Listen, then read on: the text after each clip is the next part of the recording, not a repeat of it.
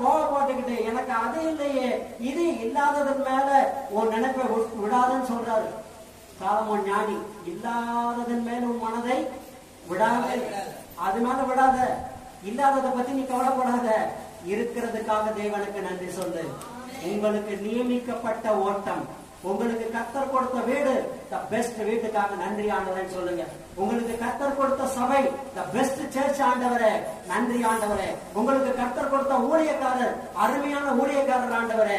அப்பா அவருக்கு கொடுத்த கிருபை வரங்களுக்காக அம்மாவுக்காக உமக்கு நன்றி ஆண்டவரேன்னு சொல்லுங்க.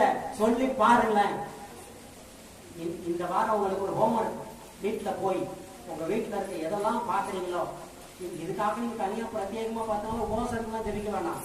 பார்க்க போத இந்த ஃபேனுக்காக நன்றி ஆண்டவர், இந்த லைட்டுக்காக நன்றி ஆண்டவர், இந்த மேட்டுக்காக நன்றி ஆண்டவர், இந்த டேபிளுக்காக நன்றி ஆண்டவர், இந்த சோஃபாக்காக நன்றி சொல்லி பாருங்களேன். ஆண்டவர் அப்படி சந்தோஷப்படுவார்.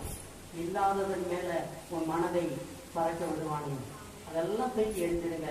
கர்த்தர் நியமித்த ஓட்டத்துல பொறுமையா ஓடி பாருங்க, மன நிறைவோடு இருந்து பாருங்க, வாழ்ந்து பாருங்க. கர்த்தாவே என் பிள்ளைகள் அருமையான பிள்ளைகள், உங்க அருமையா அந்த பிள்ளைகளை வாழ வைக்க வேண்டியது உங்களுடைய பொறுப்பு.